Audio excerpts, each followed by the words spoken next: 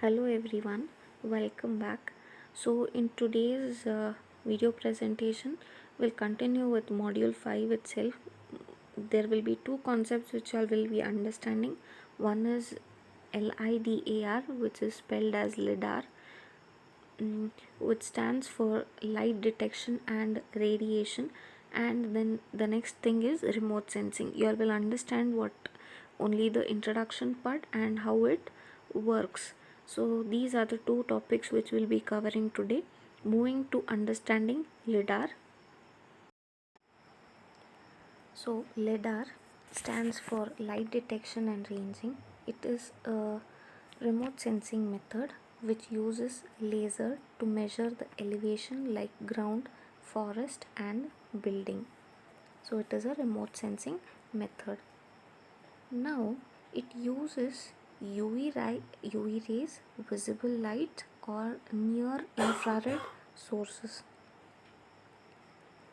The light energy emitted by the LiDAR is called as a pulse. It emits energy rays that is called as pulse. Once these strike the ground, what we get back to the LiDAR that is called as a return. So it sends pulses and it waits for the return. It measures the time taken by the pulse to return back to the sensor. So we obtain various distances of the object. As the plane flies, the LiDAR unit scans from side to side.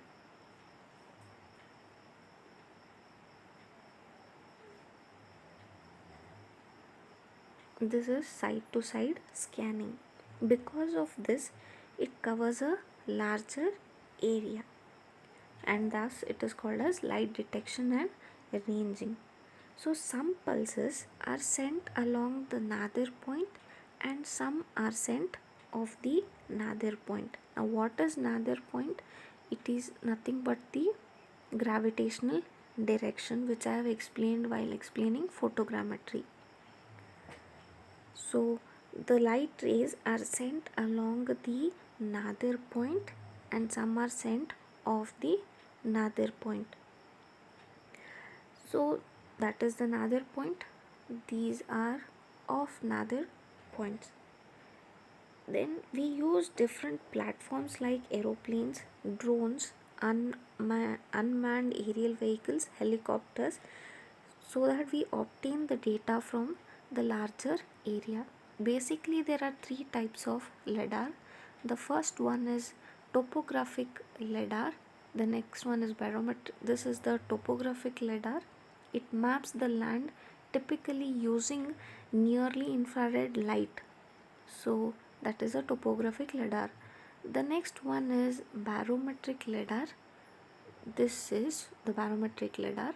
It uses green light to measure the sea floor and riverbed elevations.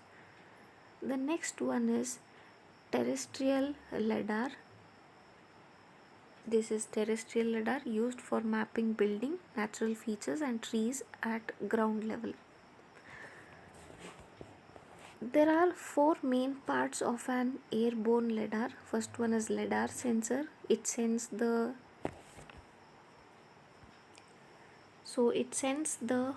pulse and waits for the return and it detects it. So that is a LiDAR sensor. The next one is GPS receiver. They have the altitude and location of the aeroplane. These variables help in attaining accuracy of the terrain elevation. The next one is internal measurement unit. It tracks the speed and orientation of the aeroplane as it is in the field. So that is internal measurement units. The next one is a computer. It records all set of the information which is obtained by the LiDAR. So that was about LiDAR. Now we go to the new topic which is remote sensing. So the next topic that we'll be covering is remote sensing. So this remote sensing consists of two main words. One is called as remote and the other one is sensing. What is remote? Remote is something which is far away, means which you all cannot see. It is at a very far distance, so that is called as a remote. And literal meaning of sensing is getting information or gathering data is called as remote sensing. So you'll just need to understand this diagram. So this is a different place, this entire thing is a different place, and this side is also there are two different places which are far away from each other. So remote sensing basically works on this, that is electromagnetic spectrum. One is the sun, which is the source of energy. It will have electromagnetic radiations which is emitted from the source of energy. This electromagnetic spectrum I have explained, it consists of different types of radiation: gamma rays, X rays, UV rays, visible light, infrared rays, and the visible light consists of violet to red.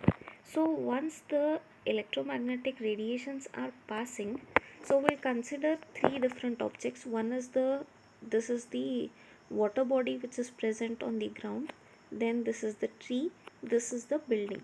The energy emitted from the sun will be striking the surface of the each element or the each object. So some part of the energy is being absorbed by this source or object, and other energy is being transmitted to the receiver station, or it is also called as a satellite. So this satellite consists of active sensors and passive sensors. You all will understand what is an active sensor and passive sensor in the upcoming classes.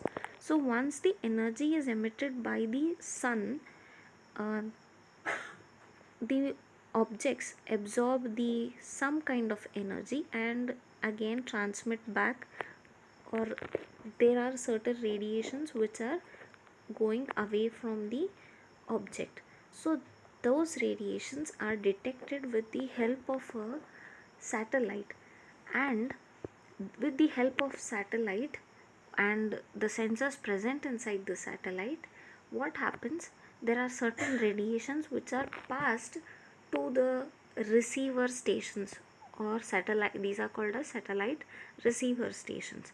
Once these satellite receiver stations obtain the radiations, what they do, they process the data inside, analyze it, and certain applications are done related to remote sensing. So this is an overall view of remote sensing. So I can define remote sensing as a technique of acquiring the data about a particular object without even touching it. Or it can also be defined as the non-contact recording of the information from various spectral regions of electromagnetic spectrum by means of various instruments which are located on platforms such as ground, aircraft or spacecraft, and the analysis of the acquired information by means of visual and digital image processing. So this is remote sensing. Now, how this remote sensing works? So basically it works in 7 different steps. So the first one is energy source. I'll name it as A. Energy source is the sun. So through the energy source, this energy source sends the electromagnetic radiation.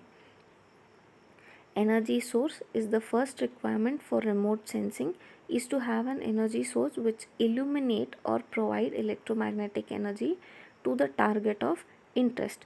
So this building is my target of interest. Then with the help of energy source, there are certain electromagnetic radiations sent to the, obviously they come from the sun itself. Those radiation come and strike the target of interest. Once the target of interest absorbs certain quantity of energy, what happens, the next one is radiation and atmosphere. When these radiation from the sun are coming out, what happens, it comes in contact with the atmosphere. So this blue color line what you'll see, that is called as atmosphere, or anywhere except from this surface, that is the object, that becomes my atmosphere. So these radiations are absorbed by the atmosphere one before coming and striking to the object of interest, and once they are striking the object of interest, certain radiations are transmitted by the object of interest to the satellite. So once it is traveling back, again it comes in contact with the atmosphere. So the second step is radiation and atmosphere. So first here, then second here. So it is twice, that is radiation and absorption happens twice with respect to atmosphere. As the energy travels from its source to the target, it will come in contact or interact with the atmosphere it passes through. This interaction may take place as second time as the energy travels from the target to the sensors. So that is radiation and atmosphere. The next one is interaction with the target. So the energy source sends the radiations, that is electromagnetic radiations, then those electromagnetic radiation interact with the target. Once the energy makes its way to the target through the atmosphere, it interacts with the target depending upon the properties of the both target and type of radiation. So it depends on what type of object it is and what type of radiation it is absorbing or it is coming in contact with. Once it comes in contact with the target, what happens, it strikes back or emits certain different radiations, and it is recorded uh, by the sensors. So recording of the energy by the sensors. After the energy has been scattered by emitted from the target or emitted from the target, we require a sensor. So these sensors are present in the satellite to collect and record the electromagnetic radiations. The next step is transmission, reception and processing. Once we acquire or receive the necessary data, electromagnetic radiations inside the sensor, the next step is to transmit these radiations to the satellite receiver side, reception, and then with the help of processing we do that in terms of two. One is hard copy or in form of digital method. The energy required by the sensor has to be transmitted, often in electronic form, to receive and process section where the data are produced in an image, that may be hard copy or in the form of digital image. The next step is interpretation and analysis, that is the named as F, and the last one is G. Interpretation and analysis, once we have received all the data necessary, we interpret and analyze those data. Processed image is interpreted in two types, visual and digitally, to extract information about the targets which was illuminated, that is analysis of the object which we are trying to do the analysis, like what kind of depending on what kind of building it is, what is the height of, if this is a building, what is the height of the building, what is the width of the building, all these things are acquired with the help of in the process of analysis. The next one is application, where it can be applied, that is the application process. The final element of remote sensing process is achieved when we apply the information. So based on the information obtained, we can do certain applications. So we have been able to extract from the imaginary or image obtained about the target in order to better understand and reveal some new informations. So these are the 7 different steps involved in the remote sensing process. I hope you all are clear with that. This is an that was a simplified version. Actually it happens like this, that is sun sends all the radiations, then once there are different uh, elements on the earth surface, these radiation come in contact with the elements on the earth surface, and once the radiations are absorbed, they are transmitted, they come in contact with the atmosphere, and then it is transmitted to the satellite. Through the satellite, the data reception and recording is done with the help of the receivers here, and then it is data is produced in the form of photographs, either it may be hard copy or in the digital image. Then it is transmitted and decisions are made, then discussions are done, implementations at the field level are done, and then monitoring, periodic monitoring used is done. So this is all about remote sensing. So this thing what happens is called as sensory part, and this is called as the processing part. I hope you all are clear what is remote sensing. So we'll stop here for today.